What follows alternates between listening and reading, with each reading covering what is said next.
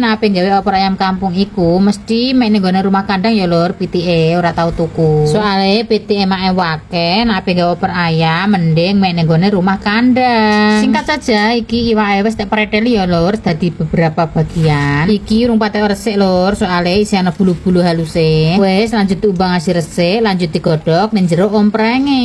Iki pitike urung patek tua ya lur, dadi ra patek suwe nggodhoke. Lah nek sampean tim opor ayam kampung, opor ayam potong lur. Dan amake pribadi luwih seneng gawe opor ayam kampung. Wis lur, iki wae dijuwegro kabeh lur ning jero omprenge. Masyaallah, lha wong pitik loro wae kontok sak ompreng full. Wis mandumi iki lur kanggo sak keluarga. Iwake bar dijekurno, dinteni ngasih medho. Lah iki tak tinggal ngulek bumbune dhisik ya lur. Seperti biasa main gawe opor ayam kampung nganggone bumbu pepek. Palingan kanca-kanca wis padha apal soale mae wis sering gawe opor ayam kampung. Bumbu opor ayam iki diulek terpisah ya lho. Soale main gawe opor ayam kampung, lomboke tak godhog dhisik ya lho. Wis bumbune mau bar tak ulek ngasih lembut, saiki lanjut lomboke diulek dadi siji karo bumbune. Videone dipersingkat ya lur, singkat saja. Bumbune karo lomboke mau wis tak ulek ngasih lembut. Lah iki laose cukup digeprek tok. Wis bumbune wis ready, iwake ya wis ready, saiki karek kong serangkang srenge. Bumbu sing bar tak ulek ngono mau digosok dadi siji ya lur nang dhuwur wajan. Iki kontrang-kontrang ngasih mateng.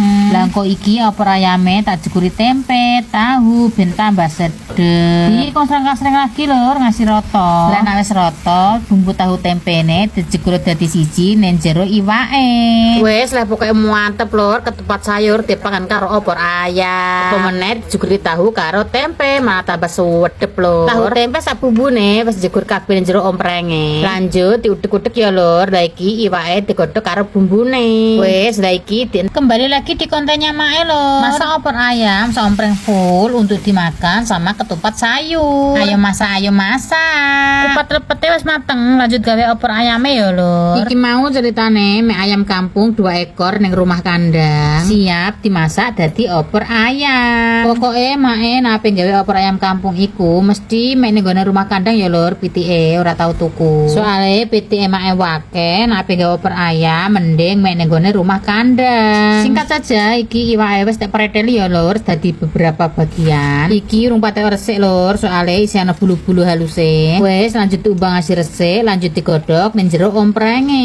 Iki pitike urung patek tua ya lur, dadi ra patek suwe nggodhoke. Lah nek sampean tim opor ayam kampung, opor ayam potong lur. Lan amake pribadi luwih seneng gawe opor ayam kampung. Wis lur, iki wae dijuwegro kabeh lur ning jero omprenge. Masyaallah, lha wong pitik loro wae kontok sak ompreng full. Wis mandumi iki lur kanggo sak keluarga. Iwake bar dijekurno, dinteni ngasih medho. Lah iki tak tinggal ngulek bumbune dhisik ya lho. Seperti biasa main gawe opor ayam kampung nganggone bumbu pepek. Palingan kanca-kanca wis padha apal soale mae wis sering gawe opor ayam kampung. Bumbu opor ayam iki diulek terpisah ya lho. Soale main gawe opor ayam kampung, lomboke tak godhog dhisik ya lho. Wis bumbune mau bar tak ulek ngasih lembut, saiki lanjut lomboke diulek dadi siji karo bumbune. Videone dipersingkat ya lur, singkat saja. Bumbune karo lomboke mau wis tak ulek ngasih lembut. Lah iki laose cukup digeprek tok. Wis bumbune wis ready, iwake ya wis ready, saiki karek kong serangkang srenge. Bumbu sing bar tak ulek ngono mau digosok dadi siji ya lur nang dhuwur wajan. Iki kontrang-kontrang ngasih mateng.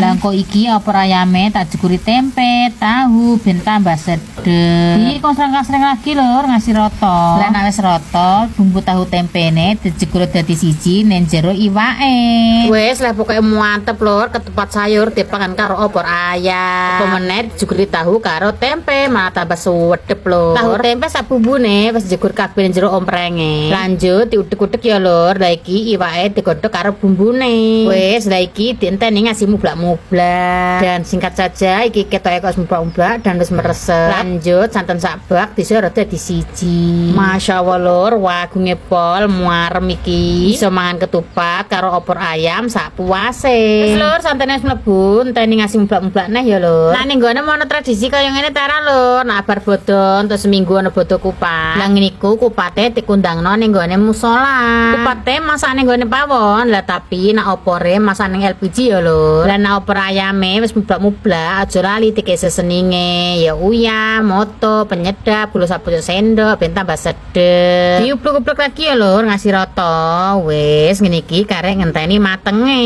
Masya Allah lur, opor ayam kampung saompreng full. Lah iki kupat lepet ya sepateng gembrandul. Masya Allah lur, kira rasane kupat karo opor ayamku gucelak-gucelak pokoke. Opor wis mateng, aja lali diicipi ya lur, wis sedep ta urung. Lah barang tak icipi, delala rasane wis wedep lur. Dan akhirnya videonya cukup sampai di sini dulu ya. Semoga bermanfaat dan jangan lupa diriku. Lah iki terakhir lur, aja lali bawang gorenge ditabur ning dhuwur jangane. Wis opore wis mateng, sing godhog dipateni. Lah iki pesona opor ayamku. Kimplah-kimplah lur, monggo merapat mangan opor ayam ning omahe Maiz.